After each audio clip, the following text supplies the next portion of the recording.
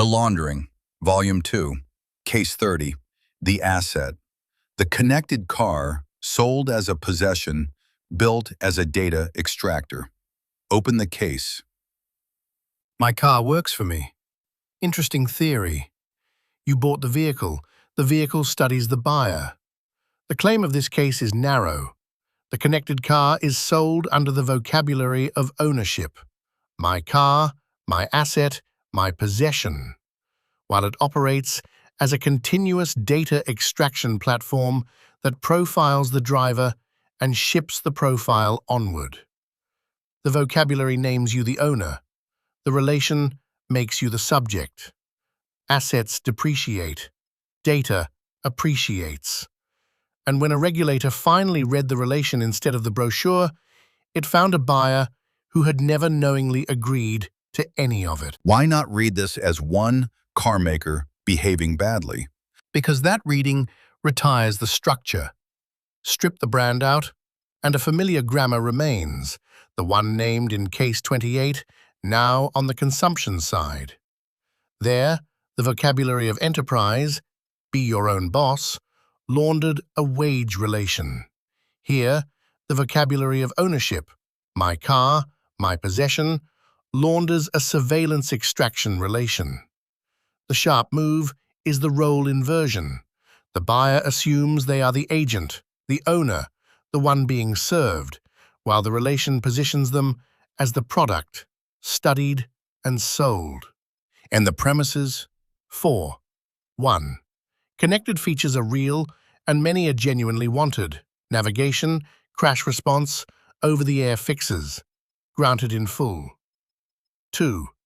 The same vehicle is a continuous sensor platform that profiles the driver. Where, when, how, and increasingly, who. Mozilla rated cars the worst product category for privacy it has ever reviewed. 3. Ownership does not make the buyer the agent of that relation. The freedom to buy the car is not control over what it harvests or over who it tells. 4. The spine. The harvested data is sold downstream, driving behavior to brokers, to insurers, under an enrollment the owner never knowingly agreed to. The laundering is the ownership vocabulary over an extraction relation, with the inversion concealed at the point of sale. There is a console on this page that profiles the reader. What is it? A working data extractor. It profiles you, right now, from the handful of signals a browser exposes. Your clock and region, your device, how your cursor moves, how you scroll, where you linger, what you select. It runs entirely in your browser. Nothing it derives is sent anywhere. It asks for no location. It is erased the instant you leave. Then why build it? Because the restraint is the argument. That single refusal to send the profile anywhere is the only thing separating this page from a connected car, which derives the same class of profile from a vastly richer sensor suite and ships it onward to brokers and insurers. The difference between this page and your car is one network call, the one this page refuses to make and your car makes continuously. Set the brochure aside. What does the relation look like on the record?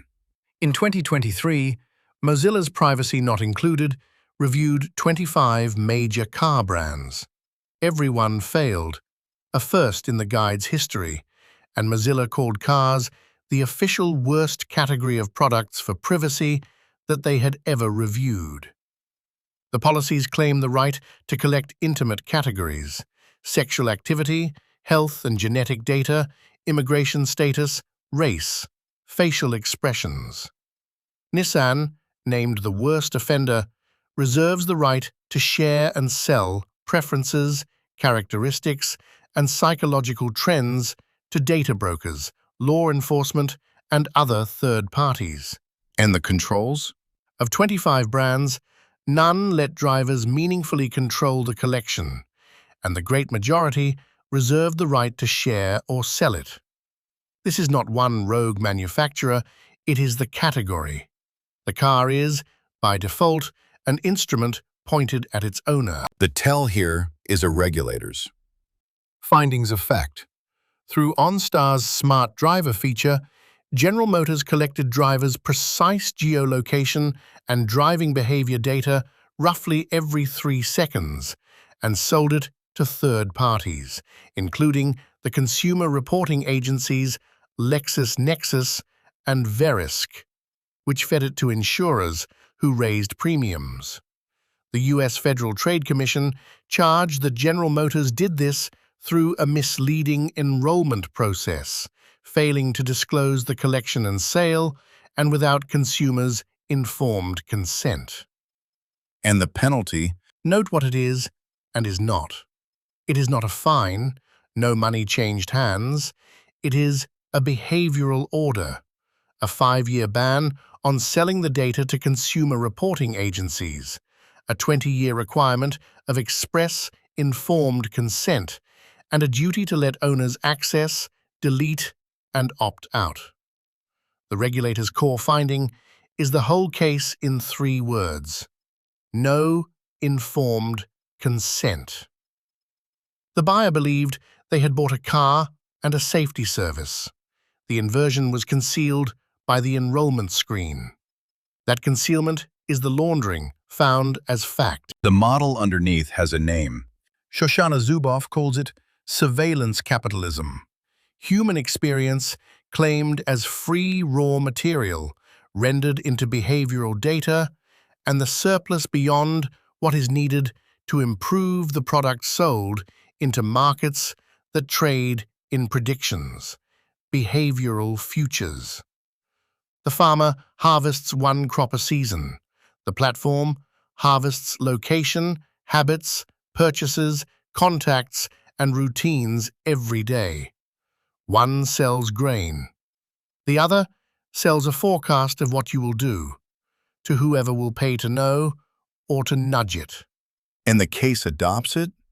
Names it, attributes it, and offers it as the frame, not as a verdict on any single feature. The narrower claim survives without the full theory. Whatever one concludes about surveillance capitalism in general, the specific word ownership launders a relation that the data policies and the regulator's findings will not support. It is the consumer-side twin of Case 23's ratchet sitting in your driveway. Be precise about the limits. It does not claim every car spies on everything always, that connected features are worthless, or that owners get nothing. Many features are real and wanted, and Premise 1 grants it. It does not claim the in-browser extractor is anything but a local demonstration. It sends nothing and keeps nothing. It alleges no illegality beyond what a regulator has already found, and even there, the sanction was a consent order, not a finding of crime. Then what is the claim? This: a continuous data extraction relation is sold under the vocabulary of ownership. The word own is made to carry an authority over the relation that the buyer does not have. The harvested data is sold downstream to brokers and insurers. And where a regulator read the relation instead of the brochure, it found the consent was never informed. You bought the vehicle.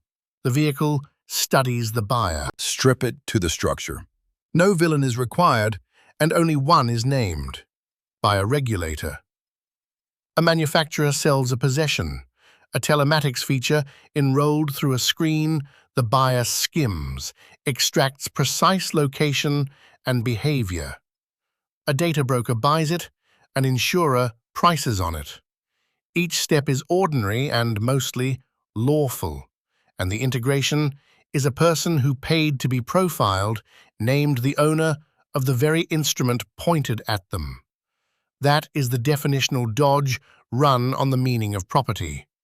You hold the depreciating asset, the appreciating one, the behavioral profile, is held and sold by someone else. The repair people have been saying this for years. From the other side of the same object, the right to repair advocate Louis Rossmann has spent years documenting the disappearance of ownership.